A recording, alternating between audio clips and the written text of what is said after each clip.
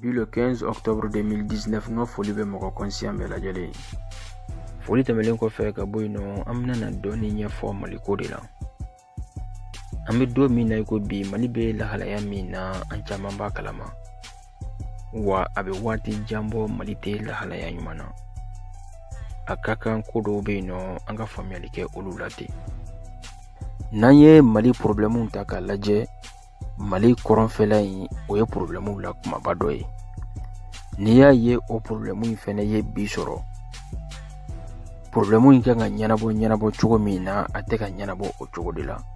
O de kama o problème in a tɔ bɛ juguya la ka taa fɛ sanga ni waati.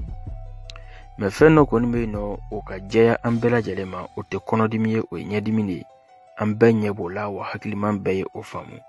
Faransi jɛyalen tɛ nin ko in na.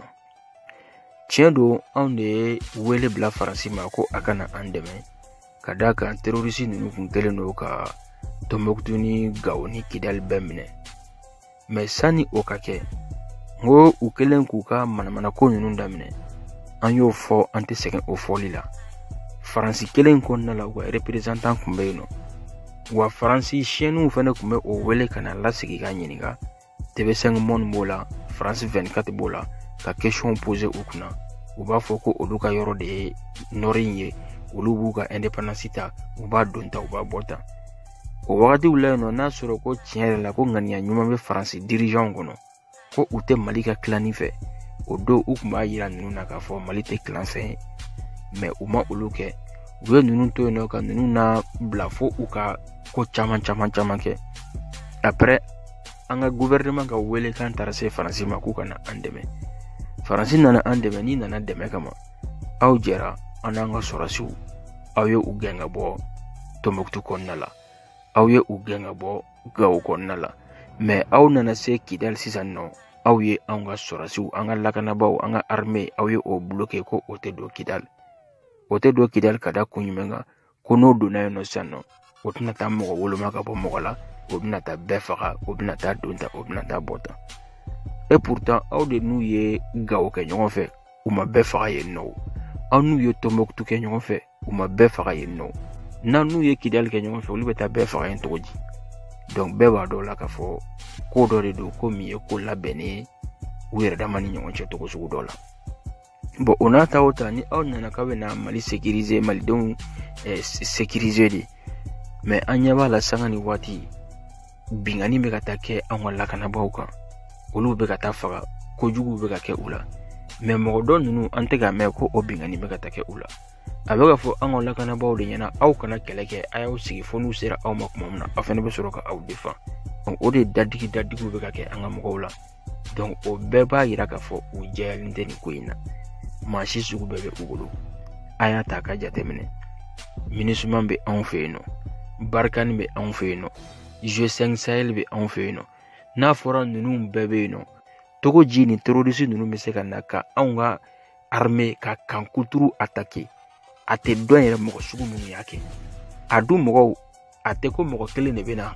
U bɛ na mobili caman ba de na, ou bien moto caman ba de, u ni arme juguw de bɛ na ɲɔgɔn fɛ. Sinon fa tɛ mɔgɔ la k'i ni marifa damadɔni dɔrɔn, aw mɔgɔ damadɔni k'aw bɛ na kan kuturu attaquer, ou bien k'aw bɛ taa village kuturu attaquer. Mais u natɔ tɛ ye, u tatɔ tɛ ye, trace foyi tɛ ye, foyi tɛ bɔ a kalama. Fo o tigilamɔgɔ kelen, o terroriste kelenw de ka tila ka bɔ ka annoncew bila, ani ka vidéo ni photo bila ko an ye nin kɛ, an ye nin kɛ. O bɛ se ka kɛ togo di? Faransi bɛ o yɔrɔ kelen in na yen nɔ. Donc bɛɛ b'a dɔn, hakiliman bɛɛ b'a dɔn, Faransi jɛyalen tɛ nin ko in na. Un Français, depuis 2013, à Béan. Brigadier général, chef d'état-major de la force MINUSMA, c'est un Français. Le bureau de Kidal, le responsable, c'est un Français. Le directeur adjoint de la police de la MINUSMA, c'est un Français.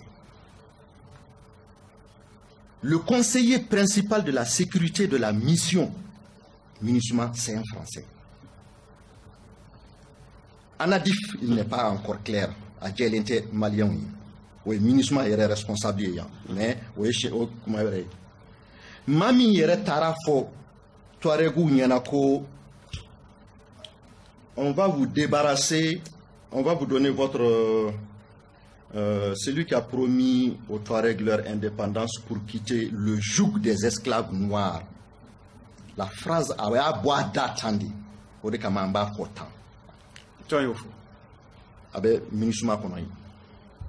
Et le même monsieur a bolé Minisumana, où il y a Aka Dougou Yabla, c'est un néerlandais, Aka Dougou Yabla, qui est ministre des Affaires étrangères. À l'époque, néerlandais, Nana, et ça, c'est quoi? Des responsables de la sécurité, du service de sécurité générale de la Minisuma. Néerlandais, Kelenwere Nana. Afla bet ntema nyana afla bet ntema life. Mais nie ni mo nous force ça. Nie mo tani kelin la responsable blébléba ou kono. Tout ce qui concerne la sécurité de façon générale et intrinsèque, MINUSMA kono, c'est la France qui supervise ça. À travers des Français. Jusqu'au service de renseignement.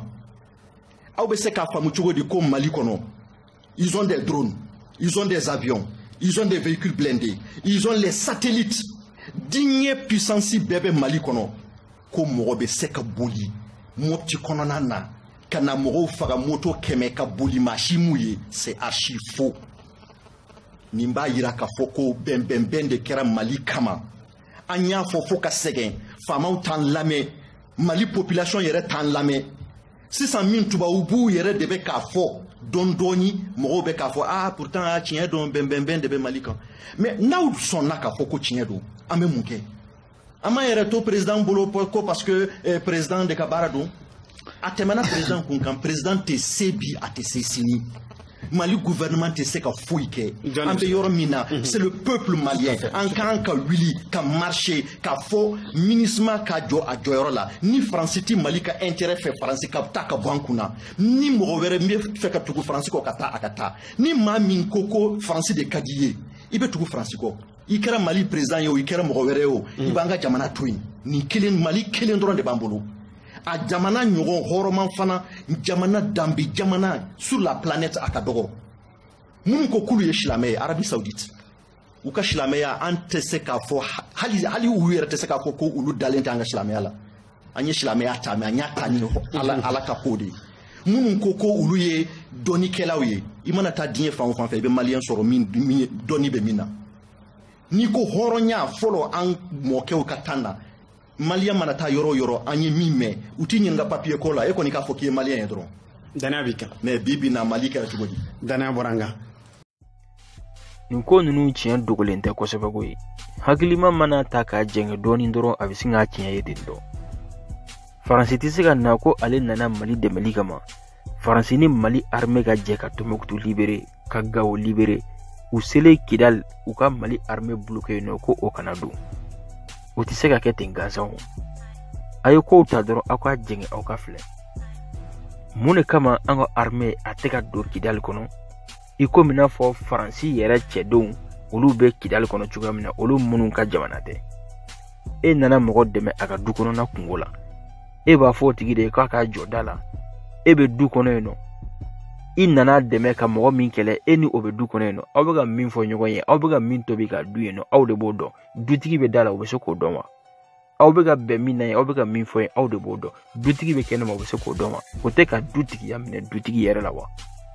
ne tɛ ni aw nana aw bɛ don de aw bɛ taa ɲɛnabɔ ɲɔgɔn fɛ wa maa min bɛ yen nɔ n'a sɔnna ani dutigi bɛ sigi kɛ ɲɔgɔn fɛ n'a ma sɔn a bɛ taa ka bɔ yen nɔ dutigi bɛ to a ka du kɔnɔ mais olu de bɛ ka ordre di anw ma mɔgɔ caman bɛ yen nɔ u b'a fɔ ko avion sanna avion tiɲɛnen don avion tɛ se ka pan u bɛ kan kɔnɔ yen nɔ a bɛ ta pankun de fɛnɛ bɛ avion na o avion in tɛna pan dɔrɔn ka yala Bamakɔ kunna o a kan ka pan nord de la a kan ka taa baara kɛ yen de mais ni avion tɛ se ka pan yen nɔ fo Faransi ka ordre di avion bɛ pan cogo di hali anw ka ministres n'u ko k'u bɛ taa Kidal bi ni anw ka président n'a ko k'a bɛ taa Kidal bi fo Faransi de ka ordre di ka don fɔ a ye ka heure fɔ a ye i bɛ taa nin don i bɛ taa nin heure ne tɛ a tɛ se k'a kɛ o bɛɛ kan ka yira anw na ka fɔ min don ninnu bɛ yen nɔ Faransi ka avion a bɛ jigin nord la cogo min y'a ja waati min y'a ja anw ka armée mɔgɔ si tɛ yen nɔ anw ka maa si den kelen tɛ yen ka contrôler Faransi ka avion jigintɔ ani fɛn jumɛn nana wa Faransi ka avion bɛ wuli ka taa fɛnɛ a taatɔla ye fɛn min charger a kun ka taa anw ka mɔgɔ jɔn de bɛ yen nɔ k'a dɔn k'a fɔ ko a ye nin fɛn masina de charger a kun ka taa kɛlɛ san joli a tɛ ka ban jɔnni b'a dɔn ni armement minnu bɛ rebelle ninnu bolo ni faransi yɛrɛ kelen de bɛ tila ka na n'a ye k'a di u ma sabula u ka cargo baw bɛ jigin tuma min na an ka maa si tɛ yen nɔ ka contrôler u nana ni fɛn min ye kɛlɛ san joli a daminɛ an ko marifa minnu b'u bolo kɛlɛkɛminɛ minnu b'u bolo k'u bɔra n'a ye Libi mais ka bɔ Libi fo sisan nɔ depuis 2011 fo sisan hali bi o kisɛw ma ban ci la o munitions ma ban halisa utiliser la o minɛnw ma tiɲɛ halisa san kɔni kun kan ka sɔrɔ o kisɛw banna kisɛ dama min cira an ka mɔgɔw la bombe dama min cira an ka mɔgɔw la an ka kan dama min attaquera sisan b'a sɔrɔ kɔni u ni minɛ min bɔra Libi o stock banna an dun b'a dɔn k'a fɔ o armement ninnu o armes ninnu a tɛ dilan Mali kɔnɔ wa Mali kɛrɛfɛ dugu minnu kɛlen ka Mali la minimini ma d'a la k'a bɛ dilan o jamana ninnu fɛnɛ kɔnɔ hali n'a sɔrɔ ni a bɛ dilan o jamana ninnu kɔnɔ olu jamana ninnu fɛnɛ bɛɛ kɛlen k'a yira k'a fɔ ko u bɛ Mali ka tilani contour la o kuma minɛ bɛ bɔ yɔrɔ jumɛn ka na se Mali kɔnɔ rebelliw bolo a kɛra cogo kɔni a bɛ jamana ninnu dɔ de cɛ ci ka na o n'a ma jamana ninnu dɔ cɛ ci Faransi de b'a ta ka na n'a ye ka cu nord la direct la ka sɔrɔ k'a d'u ma donc o ka ɲɛɲini a na dɔ la k'a fɔ ko Mali janfalen don n'a y'a sɔrɔ ko a banni ka di Faransi ye san joli kɔnɔna la depuis u nani sisan cɛ hali n'a sɔrɔ ko formation ko de tun b'an ka mɔgɔw la sabu u y'u former ni minɛn ko de tun b'an ka mɔgɔw la sabu u ye minɛn d'u ma ni fɔka bɛn de tun b'a ɲɛnabɔ sabu u y'u segin ka fɔka bɛn k'a la mais dɔ bɛ bali ka ko dɔ kɛ dɔ bɛ to yen o ko kɛ an ka mɔgɔw bolo bɛ siri k'a f'u ɲɛna aw kana attaque kɛ fɔ aw ka attaque fɔlɔ e ni Ala cɛ o bɛ se ka kɛ yan hali n'a sɔrɔ ko bolokurun kɛlɛ don i k'i sigi fo nin k'i bugɔ fɔlɔ i bɛ sɔrɔ ka wuli k'i ta sara a ma bolokuru ɲɛnama de d'i ma ka ɲɛ sinon i bɛ kiri i tɛ se ka i t'a dɔn yɛrɛ ko diɲɛ ye fɛn min ye yɛrɛ n'a mɛn i b'i ta sara i ɲɛma tigɛlen de don donc bɛɛ ɲɛ b'a ko tiɲɛ na ne yɛrɛ kɔni bolo jateminɛ ani ɲɔgɔn faamu o de ɲɔgɔn tɛ nin ko in na n'a fɔra waati min jamana kɔnɔden dɔw ka wulikajɔ ye ko Faransi n'a nɔfɛ mɔgɔw ka ta ka bɔ an ka jamana kan o waati kelen jamana kɔnɔden wɛrɛw bɛ yen nɔ olu ka wulikajɔ ye ko an ka lakanabaw tɛ taa kɛlɛkɛyɔrɔ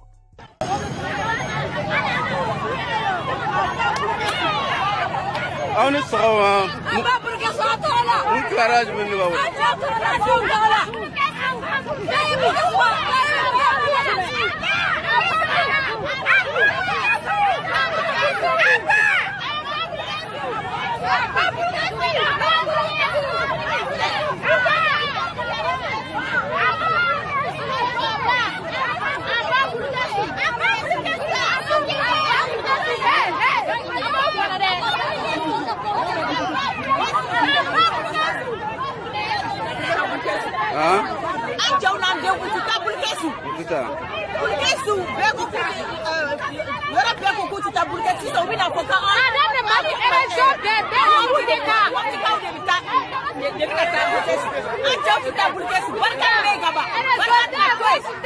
ni kow kɛra o cogoya la ten dɔ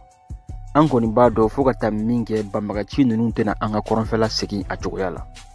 donc o bɛ kɛ komi n'a fɔ an ye kɔrɔnfɛla ta k'a ni u la de n'aw hakili b'a la malidenw ka ɲɔgɔn faamu baliya 2012 kɔnɔna la o de kɛra sababuya ye ni an ka kɔrɔnfɛla problème ye a commencera ka juguya fo ka n'a bila an bɛ waati min na ko sisan n'o tɛ kabiri lawale problème in bɛ an ka kɔrɔnfɛla in na yen nɔ Modibo Keyita tile o ma kɛ an ɲɛna nka u y'a fɔ an ɲɛna ko ale fɛnɛ n'u y'a wusu ɲɔgɔn na ale y'a yurula k'a fɔ ko sibiri ɲɛ kelen ka jan tori nɔngɔn a tɛ bɔ ka di mɔgɔ ma ko i ka k'i damayɔrɔ ye ou bien ko i k'i sago kɛ a kɔnɔna la ale kɔfɛ Musa Tarawele fɛnɛ tile la nɔ ale fɛnɛ ni u y'a wusu ɲɔgɔn na Musa Tarawele fɛnɛ ye o kelen de yira u la ko sibiri ɲɛ kelen ka jan tori nɔngɔn a tɛ tigɛ ka di mɔgɔ ma k'i ka k'i damayɔrɔ ye Musa Tarawele fɛnɛ kɔfɛ Alpha Umar Konare nale ale fɛnɛ tilela tuguni a kɛlɛ kelen tilala ka wuli tuguni ale yɛrɛ taara an ka marifaw cɛ ka jeni ko flamme de la paix Alpha fɛnɛ kɔfɛ tuguni ATT nale a problème kelen tilala ka wuli tuguni problème yɛrɛ ka juguya fo ka na se nin cogoya in ma ngo a daminɛna ATT kile de la sani ATT kile cɛ a fɛn fɛn kun bɛ kɛ waati dɔw la u kun bɛ taa bi an ka lakanabaw kan